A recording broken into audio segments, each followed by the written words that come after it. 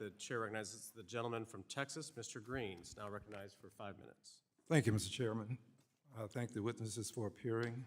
I especially thank Congressman Benson for being here today. Haven't seen you in a while. Good to see you. Mr. Keller, permit me to start with you, if I may. And as you know, the CFPB was charged with assisting with military lending. In fact, we passed a Military Lending Act here in Congress. You can't have an interest rate more than 36% on military loans. Before that, it was all over the place.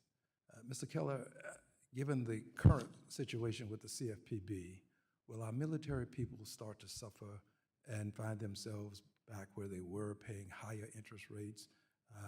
And of course, they're not the persons who make the most money while they serve. They do have a salary, but it's probably just enough to get by on. Your thoughts, please? Well, look, it's pretty despicable. I commented on this earlier. Service members, veterans, and their families are disproportionately targeted by financial scams and financial predators, and the data bears this out. The median loss for fraud is $658 for civilians.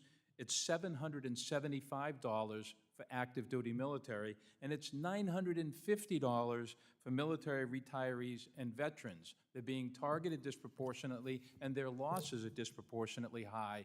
And that's why military service members and their families actually had more than 400,000 complaints filed with the CFPB since it was created in 2011. And the CFPB, to its credit, returned approximately $363 million in restitution for military-connected families. And so not only are they enforcing the Military Lending Act, they're enforcing the consumer protection laws against groups that are targeted, be they the elderly, as referred to earlier, or the military, who have other things to. I served in the Air Force. You know, you've got a lot going on. You're being moved around. You're under a lot of pressure. You've got a crazy job. Nowadays, we still have deployed all over the world. They're coming and they're going.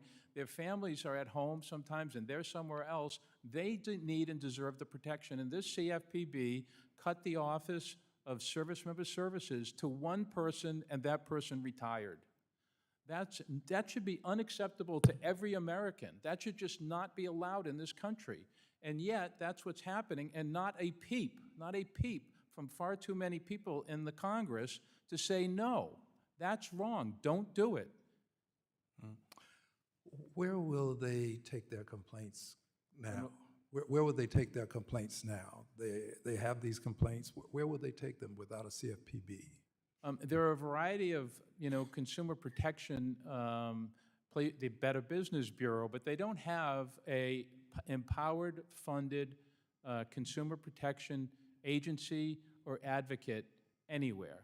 The Department of Defense and the different services have a variety of services that they try to provide, but they're fragmented. And by the way, they actually have other really important jobs to do, like protecting the country. And so we created the CFPB and the Office of Service Members so that there would be one place where everybody knew they could go. And they did know because they went there, and we know based on the complaints, and we know based on the recoveries and the actions of the CFPB to stand up for the military, that it worked. It was very effective. Frankly, I think if you look at the cases the CFPB brought for the military, the service members and their families being ripped off, nobody would disagree with a single one of those cases. In fact, they might actually agree with me that the problem with the amount of money returned by the CFPB was too low.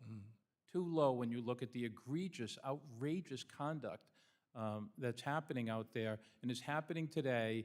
No cop on the beat, no place to go. They're on your own. You got to worry about doing your duty. You got to worry about your family back home while you're somewhere else. You got to worry about the bank and the credit card and the bills and the kids, and you got to do it on your own.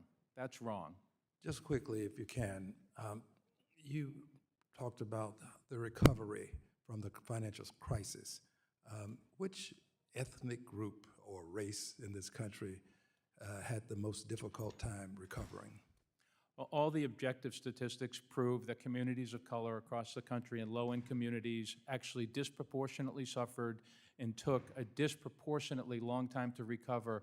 And as I said, many of those communities haven't recovered. They are still suffering today from the financial setback that they suffered in the wake of the financial crisis. Those are the real victims. That's who we should be worrying about, not financial institutions complaining about costs that they don't actually bother providing the data and analysis for. Thank you, Mr. Chairman. I yield back. The gentleman's time has expired. The gentleman